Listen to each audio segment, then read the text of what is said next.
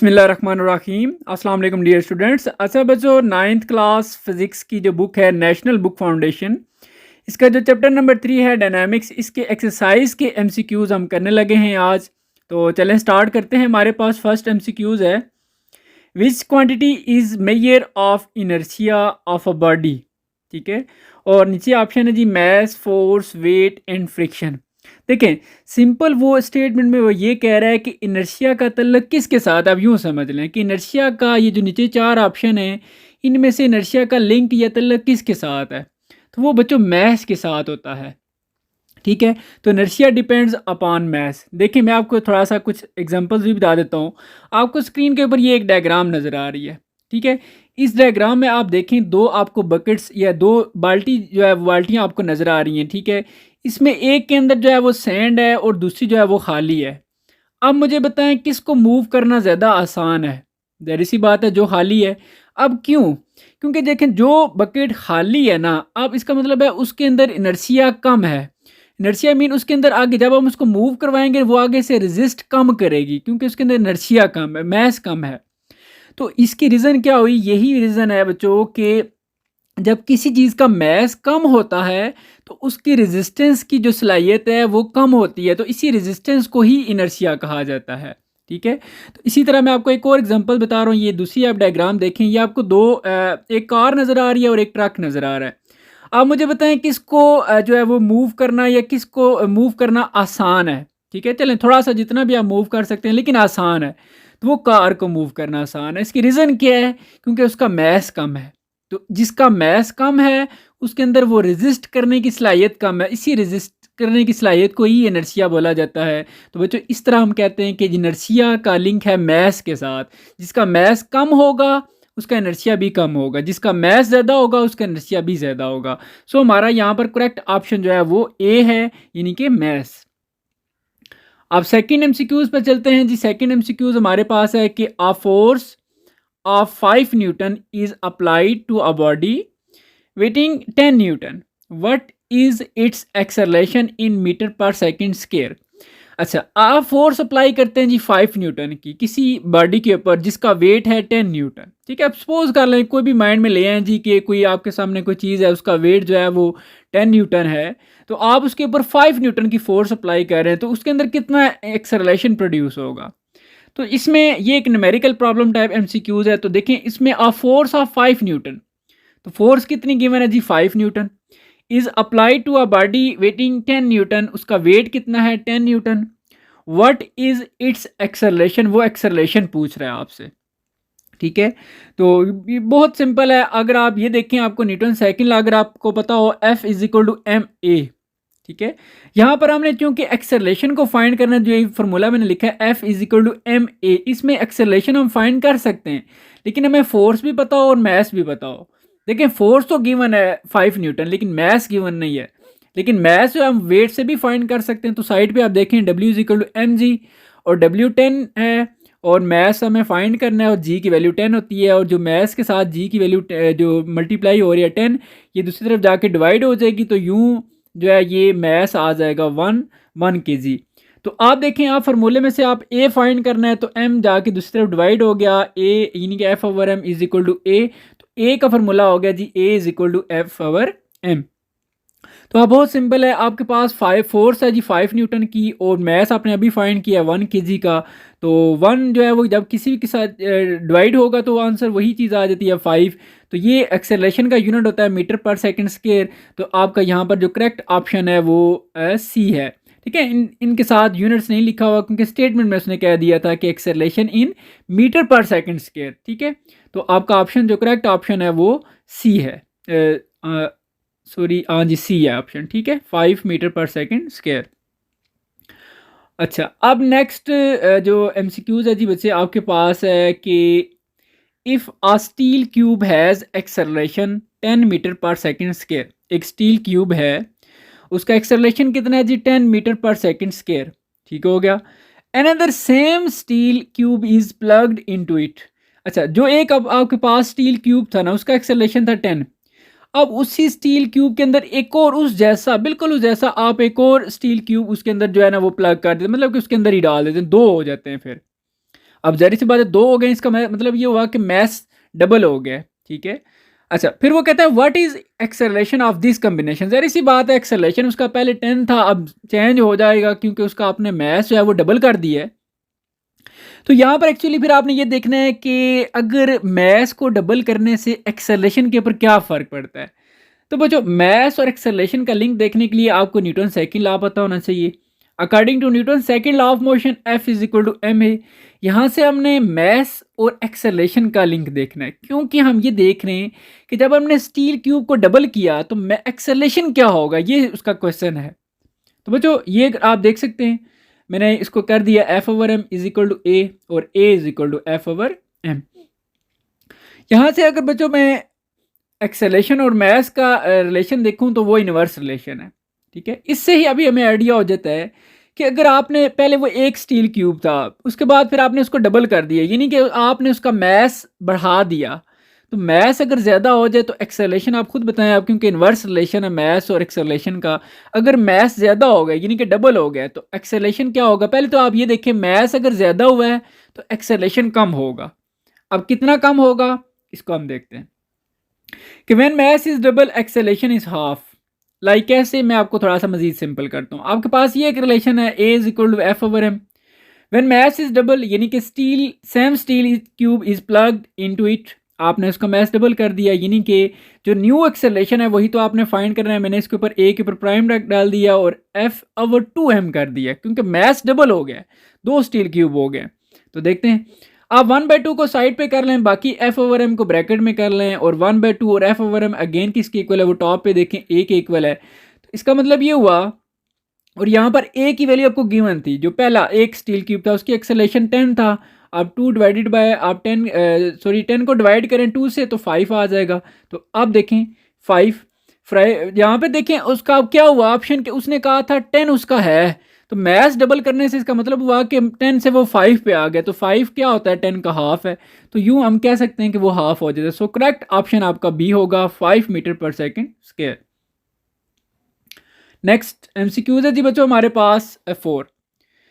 ऐसे unit of linear momentum is, तो यहाँ पर आपको लीनियर मोमेंटम का फॉर्मूला होना चाहिए, वो आपके पास है P is equal to M V. आप सिंपली देखें एम क्या चीज़ है, मैस है। पहले तो बात है पी एक मोमेंटम है, लीनियर मोमेंटम है, मैस एम मैस है और वी विलासिटी है। तो मैस का यूनिट केजी है और विलासिटी का यूनिट मीटर पर सेकंड होता है। तो आप यही देख लें, यही इसका ऐसा यूनिट है, वो कौन सा ऑप्शन करेक्ट है। So option D is correct. Next MCQs है जी बच्चों हमारे पास 5। A molecule of gas enclosed in a glass vessels at constant temperature is an example of, ठीक है, molecules of gas, गैस के कुछ मॉलिक्यूल्स हैं enclosed in a glass vessel, वो एक ग्लास वेसल्स के अंदर क्लोज्ड हैं एट कांस्टेंट टेम्परेचर, यानी कि कांस्टेंट टेम्परेचर से मुराद है आपने उसका टेम्परेचर बढ़ाना कम ज़्यादा नहीं करना, यानी कि किसी किस्म की डिस्टर्बेंस क्रिएट नहीं करनी, इन सिंपल वर्ड्स ये कह सकते हैं आप। तो फिर बच्चों जब भी कोई गैस के मॉलिक्यूल अगर क्लोज्ड ग्लास वेसल्स के अंदर जो है वो इनक्लोज्ड हैं, तो अगर टेम्परेचर चेंज नहीं हो रहा, इट्स मीन आप किसी किस्म की बाहर से कोई डिस्टर्बेंस क्रिएट नहीं कर रही, कोई फोर्स नहीं लगा रहे, तो बच्चों ये फिर एग्जांपल बनती है according to law of conservation of momentum कि अगर गैस के मॉलिक्यूल किसी ग्लास वेसल्स के अंदर इनक्लोज्ड हैं और कांस्टेंट टेम्परेचर है, तो वो आइसोलेटेड सिस्टम कहता है। जैसे आप अक्सर मैं जस्ट समझाने के लिए आपको बता रहा हूँ कि कोविड्स वगैरह हो जाए तो आप कहते हैं जी कि बंदा जो है आइसोलेट हो गया। आइसोलेट मीन अब वो बाहर आगे पीछे किसी किस्म की कोई जो है ना वो उसकी हरकत नहीं होगी, बस वो अपने एक ही रूम के अंदर जो है वो स्टे करेगा, ठीक है। अब उसका आना जाना बाहर सब कुछ यानी कि वो बंद कर देता है। तो इसको यूँ समझने के लिए कह सकते हैं जब इसी तरह गैस के मॉलिक्यूल एक सिस्टम के अंदर क्लोज हो जाए तो वो सिस्टम हम कहते हैं कि वो आइसोलेट हो गया, आइसोलेटेड सिस्टम। तो ये था जी आपका correct option C, isolated system. Next हमारे पास एमसीक्यूज है जी, change in momentum of body is equal to, अच्छा change in momentum of body. तो बच्चों ये आपने एक रिलेशन पढ़ा होगा, relation between force and momentum, यूं यानी कि F is equal to del P over T, ये आपकी बुक में है भी, ठीक है, टॉपिक भी है। तो अब एफ जो है यहाँ पर ये एक फोर्स है और डेल पी जो है ये एक मोमेंटम है, चेंज इन मोमेंटम। ये जो डेल का सिंबल आपको ये ट्राइंगल सी नज़र आ रही है, इसको कहते हैं चेंज, डेल डेल, और इसका मतलब है change, P momentum, change in momentum over time. ठीक है, तो अब आप खुद देख लें, change in momentum of a body is equal to, तो यहाँ पर हमने क्योंकि डेल पी की वैल्यू देखनी है तो टी जो इसके साथ डिवाइड हो रहा है ये दूसरी तरफ जाके मल्टीप्लाई हो जाएगा, और del P is equal to हमारे पास आ जाएगा एफ टी।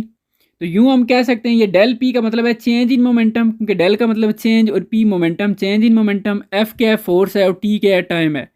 तो चेंज इन मोमेंटम किसके इक्वल आ रहा है, फोर्स इंटू टाइम। तो सो हमारा करेक्ट ऑप्शन बी है। ठीक है, फोर्स इंटू टाइम। अच्छा, नेक्स्ट एमसीक्यू है जी हमारे पास के the time rate of change in momentum of body falling freely is equal to its. देखें, एक बॉडी फ्रीली फॉल कर रही है, उसका time rate of change in momentum, again यही फार्मूला है कि F is equal to del P over T. यहाँ पर आप देखें जो वो कहते हैं ना टाइम, टाइम ये नीचे है और rate of change in momentum वो डेल पी है। तो ये पूरी एक साइड वो बात कर रहा है, यानी कि डेल पी ओवर टी इसका मैथमेटिकली वो कहता है ना time rate of change in momentum, तो इसका मैथमेटिकली मतलब हुआ डेल पी ओवर टी। तो वो आप खुद देख लें दूसरी तरफ किसके इक्वल है, फोर्स के। तो वो फोर्स किसके इक्वल होती है, यहाँ पर फोर्स इक्वल होगी बच्चों वेट के। ठीक है, जब वो फ्रीली फॉल कर रहा है तो ये हो गया जी आपका change in momentum, time rate of change in momentum is equal to weight, weight के इक्वल होगा डब्ल्यू। तो सो करेक्ट ऑप्शन आपका डी होगा।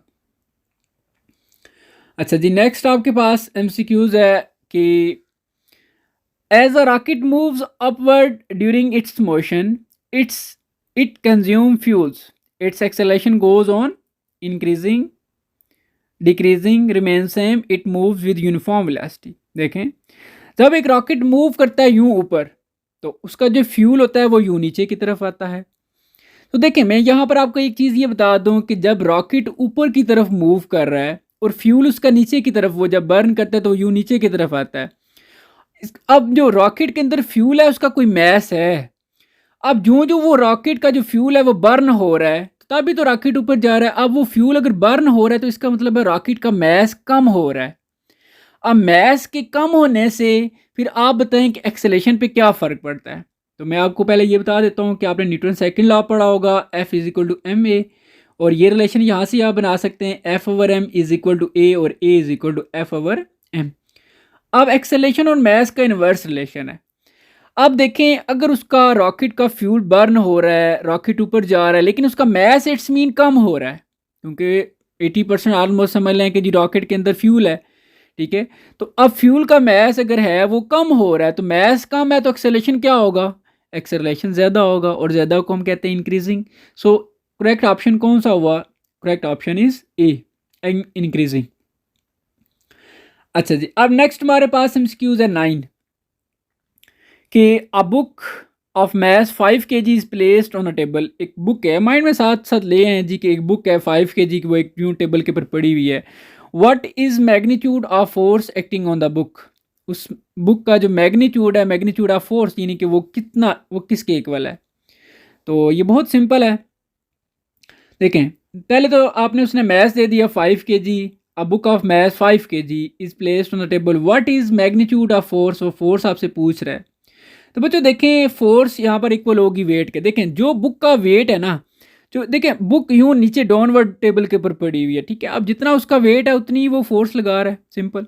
ठीक है, तो फोर्स इक्वल होगी वेट के, और वेट इक्वल होगा एम जी के, और एम आपके पास 5 है और जी की वैल्यू 10 है, दोनों को मल्टीप्लाई करें 50। सो आप देख लें करेक्ट ऑप्शन कौन सा ठीक है, correct option is a, 50 Newton. अच्छा जी, नेक्स्ट आपके पास है जी 10 MCQs। Taking of rocket, taking of rocket का मतलब है रॉकेट का यूं ऊपर जाना। Can be explain by which of motion, यानी कि कौन सी मोशन होती है, first law, second, third and fourth. तो बच्चों आप ये आपको एक डायग्राम नज़र आ रही है, आप देखें इस डायग्राम में जब रॉकेट यूं ऊपर जा रहा है, और पहले तो बात है जब उसका जो फ्यूल होता है वो बर्न करता है वो यूं नीचे की तरफ आता है, ये इसका एक्शन है। इसी एक्शन के मुकाबले में जितनी स्पीड से वो फ्यूल बर्न करता है और नीचे आता है उतनी ही स्पीड से रॉकेट ऊपर मूव करता है, क्योंकि ये नीचे की तरफ एक्शन बिल्कुल इसके ऑपोजिट और इसके इक्वल जो है एक रिएक्शन होता है, और उसकी उसी रिएक्शंस के थ्रू यानी कि आप समझ लें रॉकेट ऊपर जा रहा है। तो बच्चों ये एक्शन और रिएक्शन ये आप बेहतर आप समझ सकते हैं कि ये कौन सा लॉ है, तो ये न्यूटन थर्ड लॉ है। ठीक है, करेक्ट ऑप्शन आपका सी होगा, थर्ड लॉ ऑफ मोशन यानी कि एक्शन एंड रिएक्शन और always equal but opposite in direction. ये आप अगेन डायग्राम में देख सकते हैं कि एक्शन नीचे की तरफ है, रिएक्शन ऊपर की तरफ है, दोनों इक्वल हैं बट ऑपोजिट हैं। ठीक है, तो ये थर्ड लॉ होता है और यही लॉ जो है वो इसी के थ्रू रॉकेट जो है वो मूव करता है। अच्छा, अब नेक्स्ट हमारे पास एमसीक्यूज एट 11 कि net force on the body falling in air which with uniform velocity is equal to, एक बॉडी फ्रीली फॉल कर रही है एयर में विद यूनिफॉर्म वेलोसिटी के साथ, तो उसके ऊपर जो नेट फोर्स है वो किसके इक्वल है? Net force on the body, net force on the body falling in air with uniform velocity is equal, force वो एक्चुअली पूछ रहा है। तो देखें, पहले तो बात यह बच्चों कि अगर कोई बॉडी यूनिफॉर्म वेलोसिटी मीन उस कांस्टेंट वेलोसिटी के साथ मूव कर रही है तो उसका एक्सेलरेशन ज़ीरो होता है। If a body is moving with uniform velocity या कांस्टेंट वेलोसिटी, या मतलब ये है कि ना तो उसकी वेलोसिटी ज़्यादा हो रही है ना कम हो रही है, तो वेलोसिटी चेंज ना हो तो बच्चों उस एक्सेलरेशन भी नहीं होता फिर, क्योंकि एक्सेलरेशन कहते ही rate of change of velocity को, तो चेंज है ही नहीं। जब चेंज नहीं है, वेलोसिटी इसका मतलब है कांस्टेंट है या यूनिफॉर्म है, तो एक्सेलरेशन ज़ीरो है। अगर एक्सेलरेशन अब ज़ीरो है तो फोर्स जो है वो ज़ीरो होती है। कैसे? आपने न्यूटन सेकंड लॉ पढ़ा होगा, F इक्वल एम ए। अब वेलोसिटी उसकी कांस्टेंट है यानी कि यूनिफॉर्म है, ठीक है, वेलोसिटी चेंज नहीं हो रही, ठीक है जी, फिर एक्सेलरेशन भी ज़ीरो होगा। एक्सेलरेशन को ज़ीरो का आप इसमें पुट करें न्यूटन सेकंड लॉ में, ज़ीरो एम और इंटू ज़ीरो ज़ीरो जब मल्टीप्लाई होगा तो ये ज़ीरो आ जाएगा। अब मुझे बताएं जो फोर्स है वो किसके इक्वल है? Zero, net force zero. बहुत सिंपल था ये तो, करेक्ट ऑप्शन आपका डी होगा। अच्छा जी, नेक्स्ट हमारे पास एमसीक्यूज है जी 12। A small sports car collide head on, head on कहते हैं जब हेड हेड जब उसका यानी कि एक विद अ मैसिव ट्रक, एक ट्रक है और एक कार है, दोनों जब आपस में कोलाइड कर रहे हैं ना, मतलब कि टकरा रहे हैं, ठीक है, तो दोनों हेड यानी कि फ्रंट से, यानी कि इसको कहते हैं हेड ऑन, ठीक है, head on collision. A small sports car, एक स्मॉल छोटी सी कार है, कोलाइड करती है यानी कि फ्रंट से head on with a massive truck, एक बड़े ट्रक के साथ, ठीक है जी। आप माइंड में साथ ले हैं जी एक ऐसा एक फिनोमेना क्या हो रहा है। Which vehicles experience the greater impact force, यानी कि इन मैग्नीट्यूड, कौन सी जो है वो व्हीकल जो है दोनों में से ज़्यादा फोर्स जिसको महसूस होगी, ज़्यादा फोर्स फील होगी इन मैग्नीट्यूड, मैग्नीट्यूड के लिहाज से। तो मुझे पता है आपके माइंड में ये चल रहा होगा कि कार जो है उसको ज़्यादा फोर्स लगेगी क्योंकि वो छोटी सी लग रही है, लेकिन बच्चों ऐसा नहीं है। ऐसा क्यों नहीं है अभी मैं आपको बता देता हूँ, फिर आप इस पॉइंट से एग्री भी करेंगे। देखें, पहले तो मैं आपको आंसर बता देता हूँ कि they experience the same force, but why ये मैं आपको एक्सप्लेन करता हूँ। देखें, according to Newton third law of motion, the force applied by the car on the truck, जितनी फोर्स कार अप्लाई कर रही है ट्रक के ऊपर, is equal to the force applied by the truck on the car, उतनी ही force truck लगाएगा car पे। लेकिन आप शायद आपका माइंड इस चीज़ को एक्सेप्ट ना कर रहा हो, मैं आपको थोड़ा सा मजीद सिंपल करके बताता हूँ। देखें, जब एक ट्रक है, ठीक है, उसके साथ यूं कार जाके मूव कर जा कोलाइड करती है, टकराती है, तो कार जितनी फोर्स लगाती है ना उस ट्रक के ऊपर, उतनी ही फोर्स लगाता है आगे से ट्रक वापस, ठीक है। लेकिन होता कुछ यूं है कि अब जब कार फोर्स लगाती है ट्रक के ऊपर और ट्रक उतनी ही फोर्स लगाता है जब कार के ऊपर, तो ऐसे लगता है जी कि ट्रक ने कुछ ज़्यादा फोर्स लगा दी। वो एक्चुअली ज़्यादा नहीं होती, क्योंकि अब कार है ही छोटी सी, तो इसलिए वो फोर्स ट्रक की थोड़ी हालांकि होती है उसकी इक्वल ही है, लेकिन वो लगती इतनी ज़्यादा है क्योंकि वो होती जो छोटी सी है। इस वजह से फिर ऐसा फील होता है कि यार लगता है कि जी ट्रक ने यानी कि जुल्म कर दिया जी बड़ा जो है ना कार के ऊपर, लेकिन एक्चुअली ऐसा नहीं होता। जितनी फोर्स कार लगाती है ट्रक के ऊपर, उतनी ही फोर्स आगे से ट्रक भी अप्लाई कर रहा है। लेकिन अब होता है यूं है कि अब जो है ना वो कार होती है छोटी सी है, तो ट्रक की वो उतनी ही फोर्स उस पर भी बड़ा असर कर जाती है, तो इसलिए हमें फील यूं होता है कि शायद ट्रक ने कुछ ज़्यादा ही आगे से फोर्स लगाई, लेकिन ट्रक ने कोई ऐसी बात नहीं की होती। दोनों की फोर्स जो है वो सेम होती है, बज़ैर क्योंकि अब साइज़ छोटा होने की वजह से हमें फील ऐसा होता है। अब जहरी सी बात है, वो ट्रक की वो उतनी ही फोर्स भी काम कर जाती है फिर, ठीक है। तो लेकिन फिज़िक्स की ज़ुबान में ये मैं आपको क्लियर कर दूं कि दोनों की जो फोर्स है, देखिए उसने बड़ा ना एक एमसीक्यूज़ में बड़ी एक हिंट्स दी है, जब उसने ब्रैकेट में लिख दी ना इन मैग्नीट्यूड, तो मैग्नीट्यूड के लिहाज से दोनों की फोर्स जो है वो सेम होगी। तो उम्मीद है अब आपको ये समझ आ गया होगा।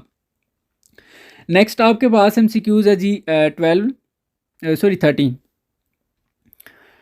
A force acts on a body for 2 seconds and it produces 50 kg meter per second change in its momentum. The force acting on the body is, ठीक है।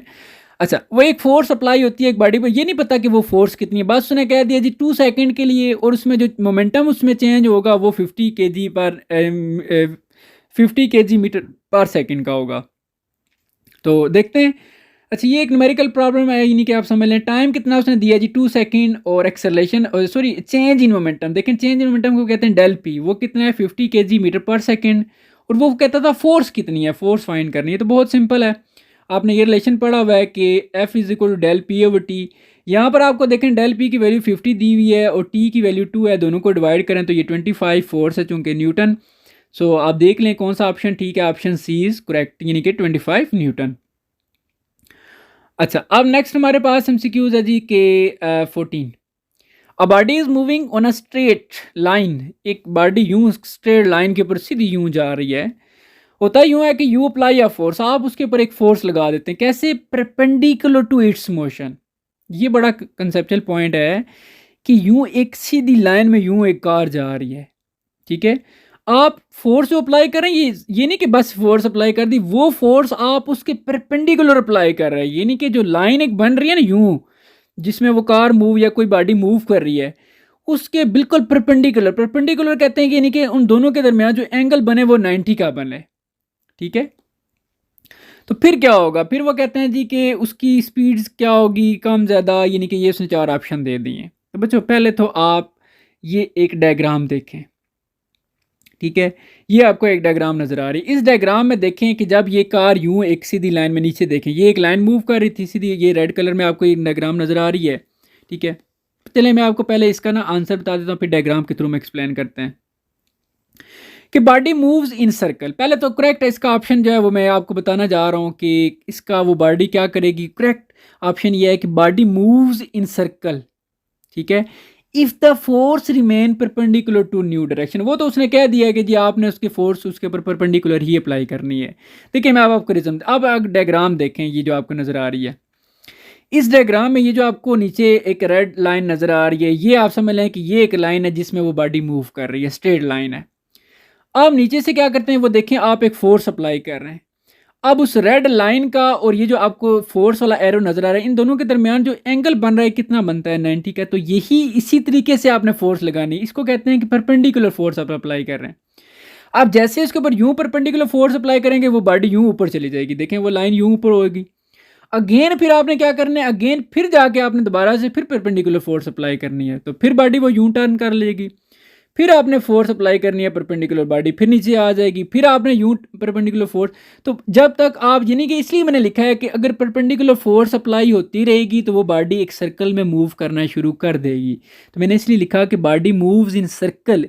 आगे मैंने ये भी लिख दिया कि if the force remain perpendicular to new direction, जो उसकी न्यू डायरेक्शन बनती है उसके भी आपने परपेंडिकुलर फोर्स लगानी है।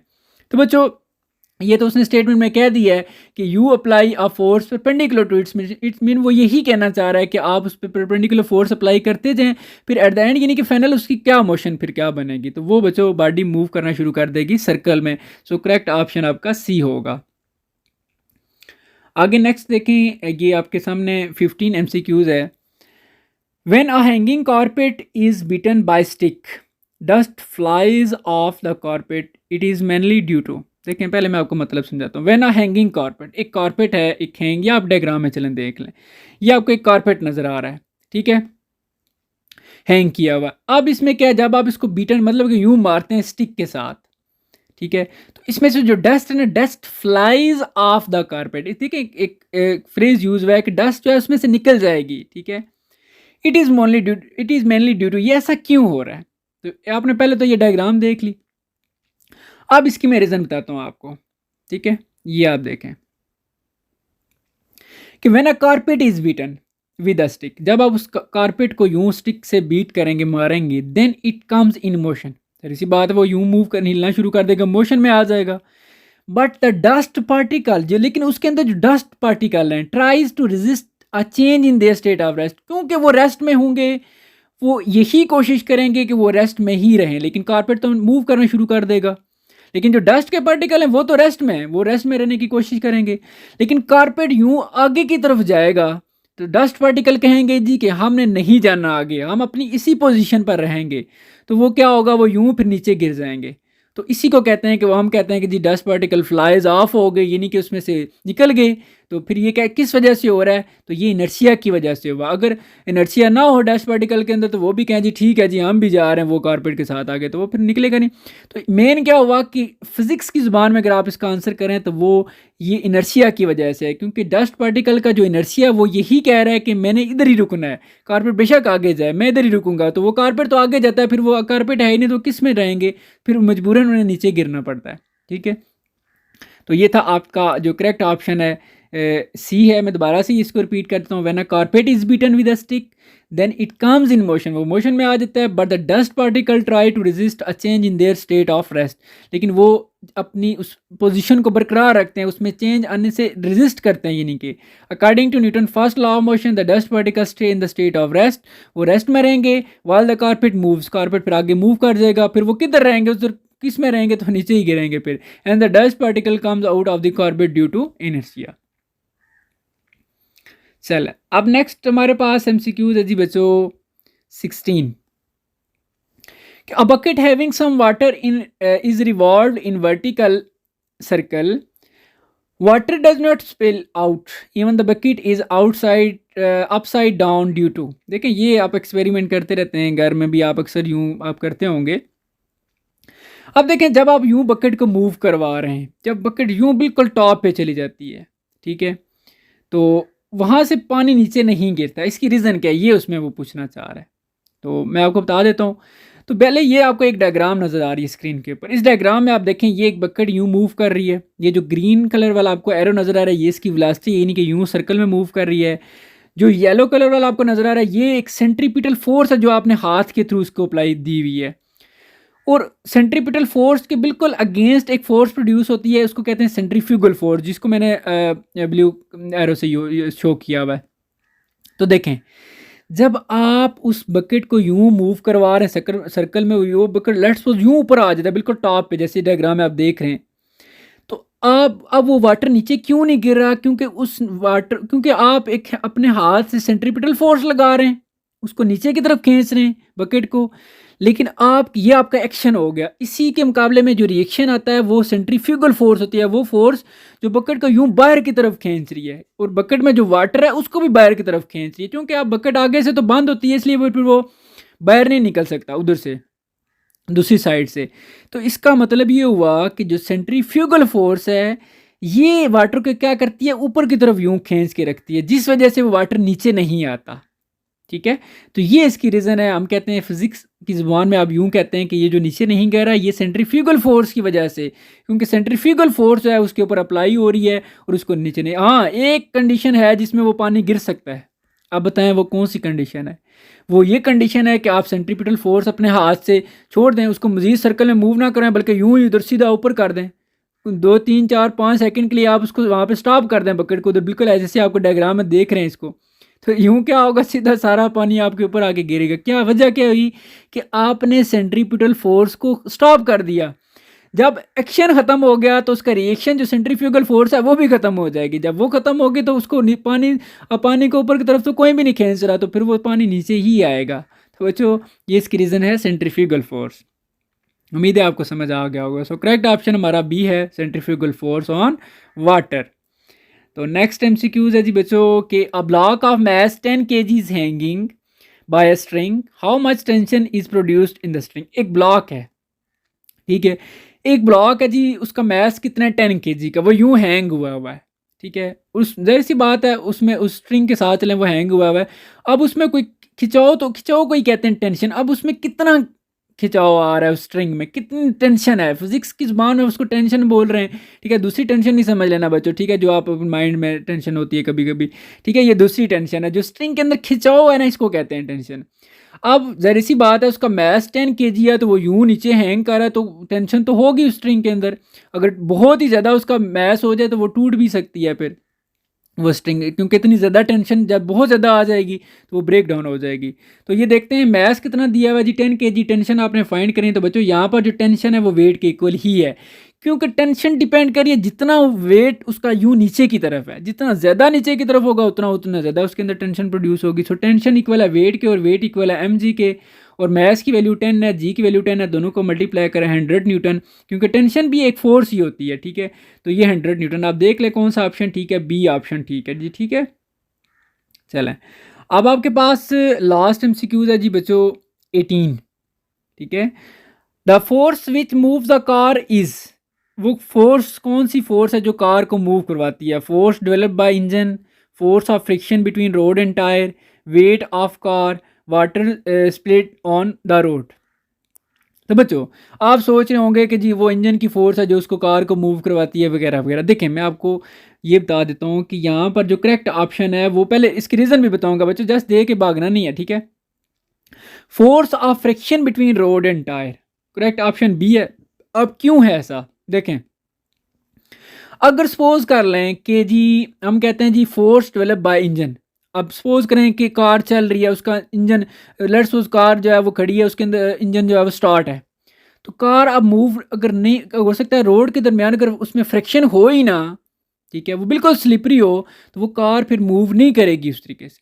ठीक है, तो इसका मतलब है कि इंजन की फोर्स काम नहीं कर रही अगर फोर्स ऑफ फ्रिक्शन ना हो, तो इसका मतलब है ऑप्शन ए ठीक नहीं है। ठीक है, अगर कार स्टार्ट भी है तो फ्रिक्शन नहीं है तो फिर कार वो मूव ही नहीं करेगी। और force of friction between road and tyre, ये तो ऑप्शन ठीक है। अब सी ऑप्शन क्यों ठीक नहीं है, वेट ऑफ कार। अब देखें कार एक अगर खड़ी है उसका वेट तो है, फिर वो क्यों नहीं मूव कर रही? ठीक है, अगर सपोज कर लें कि जी उसका इंजन भी स्टार्ट है, आप देख लें, अब वेट भी है, उसका इंजन भी स्टार्ट है, फिर भी वो मूव नहीं कर रही, इसका मतलब है उसमें अब कीचड़ है, उस कीचड़ में वो कार यूं खड़ी हुई है। तो मुझे बताएं अब उस कीचड़ में फ्रिक्शन है ही नहीं, जब फ्रिक्शन नहीं है तो वो कार, अब उसका ऊपर वेट भी है, उसका इंजन भी स्टार्ट है, फिर वो क्यों नहीं मूव कर रही? क्योंकि फ्रिक्शन नहीं है। So water split on the water road, ये तो हो ही नहीं सकता ना। ठीक है, सो आपका ऑप्शन बी करेक्ट है कि force of friction between road and tyre. Sorry ये एक और एमसीक्यूज अभी रहता है 19, मैंने 18 समझे हुए थे। अच्छा हाँ ठीक है, ये आप भी कहेंगे वाकई सर ठीक कह रहे थे। 19, net force on the body falling in air with uniform velocity is equal to. बच्चों मैंने इसलिए कह दिया था कि लास्ट एमसीक्यूज है, क्योंकि इसको मैं अपने माइंड में कंसिडर ही नहीं कर रहा था, क्योंकि ये बिल्कुल एक इसी जैसा जैसे हमने ऑलरेडी पढ़ चुके हैं। ठीक है, तो ये उस जैसा ही है, तो इसलिए मैंने जो है ना थोड़ा सा इसको इग्नोर किया है।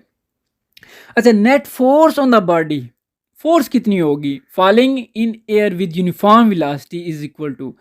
अब देखें जब कोई बॉडी यूनिफॉर्म वेलोसिटी के साथ मूव करे, if a body is moving with uniform velocity, इनकी constant velocity, acceleration is zero. Acceleration उसका क्या होता है, देखें वेलोसिटी चेंज ही नहीं हो रही, तो चेंज ही नहीं जो है वेलोसिटी को तो एक्सेलेरेशन कहते हैं, वेलोसिटी चेंज ही नहीं हो रही तो एक्सेलेरेशन जीरो होगा। और अगर एक्सेलेरेशन जीरो है, if acceleration is zero then net force acting on it will also be zero, force भी जीरो होगी। क्यों, कैसे, ये देखें F is equal to M A, अगर वेलोसिटी कांस्टेंट है तो एक्सेलेरेशन इसका मतलब है जीरो है, एक्सेलेरेशन जीरो है तो इसको जीरो यहाँ पर पुट करें तो देखें एफ इज इक्वल टू क्या आ जाता है, जीरो, तो इसका मतलब है नेट फोर्स जो है वो आपकी जीरो है। तो बच्चों इस तरह का एमसीक्यूज हमने पहले भी जो है वो थोड़ा स्टडी किया था, तो ये उसी कंसेप्ट वही है सारा। तो ये थे जी बच्चों आपके एमसीक्यूज। इंशाल्लाह अब नेक्स्ट लेक्चर के साथ जो है मैं आऊँगा और आपके साथ दोबारा से मुलाकात होगी। बच्चों अपना बहुत सारा ख्याल रखिएगा, और पढ़ाते हुए किसी किस्म की कोई मिस्टेक हुई हो, कोई बात आपको समझ ना आई हो, तो मैं इसके लिए माज़रत चाहता हूँ। हाँ, जो बात आपको समझ नहीं आई वो आप कमेंट्स में मुझसे दोबारा से भी पूछ सकते हैं बच्चों। ठीक है, इंशाल्लाह मैं आपको आंसर करूँगा। आपने बिल्कुल भी परेशान नहीं होना, इंशाल्लाह आपको कंप्लीट तैयारी करवाई जाएगी, आपके फुल इंशाल्लाह मार्क्स आएंगे। अपना बहुत सारा ख्याल रखिएगा। अल्लाह हाफिज़।